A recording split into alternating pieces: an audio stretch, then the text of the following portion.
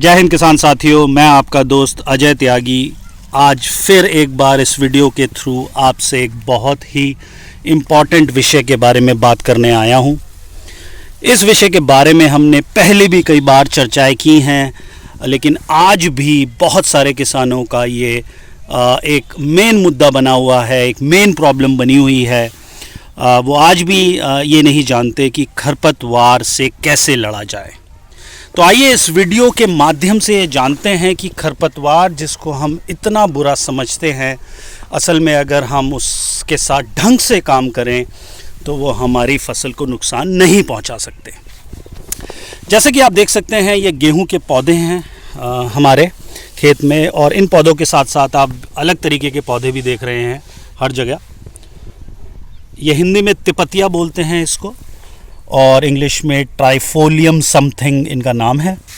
तो ये हर जगह फैले हुए हैं, और अगर देखा जाए तो मुझे इसकी निलाई गुड़ाई कर देनी चाहिए। एक आम किसान को एकदम से देखते ही लगेगा कि अरे ये तो गलत है, इसको तुरंत से क्लीन कर देना चाहिए, बल्कि मैं ये बिल्कुल नहीं करूँगा, और इसके कारण हैं।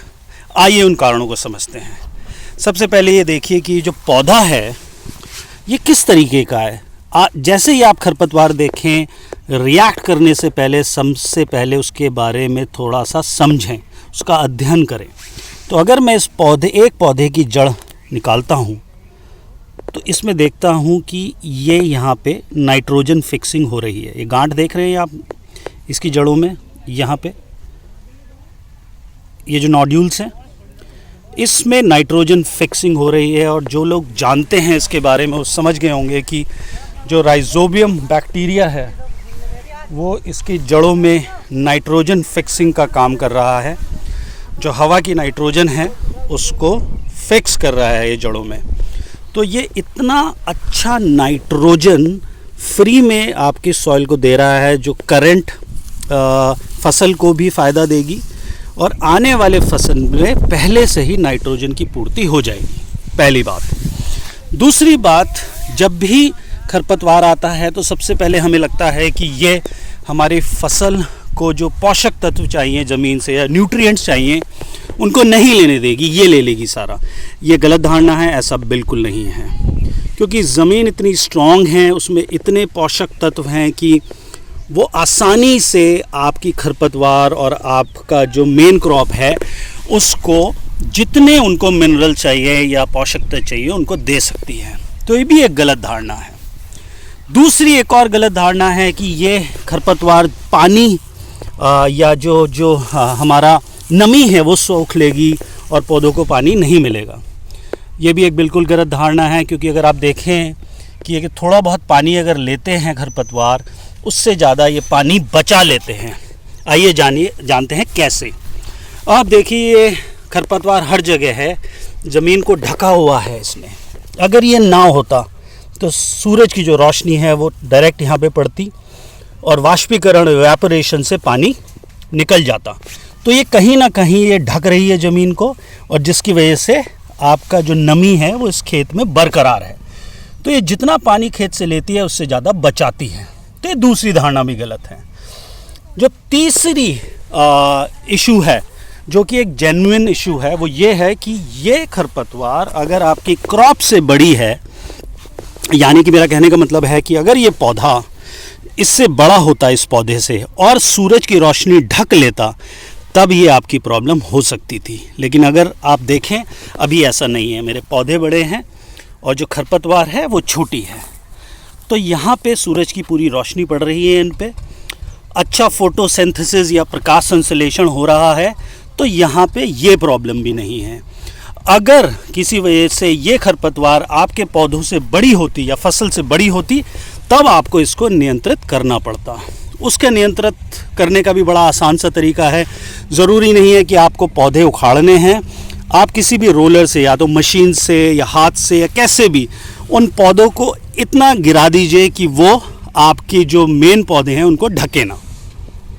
जैसे मान लो अगर ये पौधा मेरे इस पौधे से बड़ा होता तो मैं किसी तरीके से किसी मशीन के थ्रू या किसी औजार के थ्रू या हाथ से इसको फैला देता, क्योंकि ये अगर ज़मीन पे हैं आपके पौधों के आसपास, तो ये कहीं ना कहीं आपके पौधों को फ़ायदा दे रहे हैं अगर इनको मैनेज ढंग से किया जाए।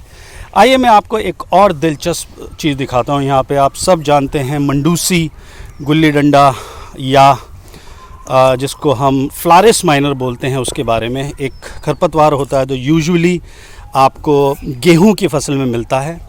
मैं आपको दिखाऊंगा कि यहाँ पे वो भी है, लेकिन जहाँ जहाँ है वो पीला पड़ा हुआ है।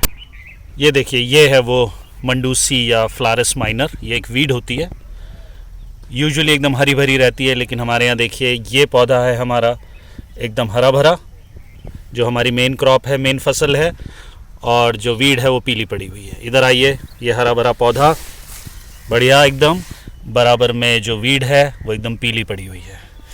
और आगे आइए, ये देखिए हरा भरा पौधा, सब कुछ बढ़िया हरा भरा पौधा, बराबर में ये जो वीड है ये पीली पड़ी हुई है। तो आप खुद देखिए, एक ही जगह ये दोनों लगे हुए हैं, पौधा एकदम हरा भरा और वीड पीली। इसकी भी एक अलग बायोलॉजिकल एंड केमिकल रीजनिंग है, जो मैं एक अलग वीडियो में बनाऊंगा। मोटे तौर पे आप ये समझ लीजिए कि अगर आपके सॉइल में माइक्रो ऑर्गेनिज्म अच्छे हैं, अच्छा फंजाई टू बैक्टीरिया का रेशो है, तो वहाँ पे जो नाइट्रोजन होगी वो ज़्यादा से ज़्यादा मेन क्रॉप लेंगे और खरपतवार को नहीं मिल पाएगी जिस तरीके से उसको नाइट्रोजन चाहिए। तो मैं अलग से एक वीडियो बनाऊंगा, लेकिन अभी के लिए आप ये समझ लीजिए कि अगर आप ऑर्गेनिक फार्मिंग कर रहे हैं और अपने सॉइल पे लगातार काम कर रहे हैं, उसको ताकतवर बना रहे हैं, उसमें जितना जीवाश्म कार्बन चाहिए वो है और सूक्ष्म जीव अपना काम कर रहे हैं, तो आपको खरपतवार से डरने की बिल्कुल भी ज़रूरत नहीं है। इसे कंट्रोल ना कीजिए, इसको समझिए और ज़्यादा से ज़्यादा मैनेज कीजिए अगर ज़रूरत पड़े तो, क्योंकि खरपतवार एक नेचुरल फिनोमेना है, वो होता रहा है और होता आएगा। हमें प्रकृति से लड़ना नहीं है, प्रकृति के साथ काम करना है। तो किसान भाइयों, इस वीडियो में इतना ही। मैं आशा करता हूँ कि ये वीडियो आपको पसंद आया होगा, और अगर आया है तो प्लीज़ इसे बाकी किसानों के साथ शेयर कीजिए, लाइक कीजिए, और अगर आपके कोई कमेंट है तो प्लीज़ कमेंट बॉक्स पे ज़रूर डालिए। मैं फिर आऊँगा एक नए वीडियो के साथ, तब तक जय हिंद।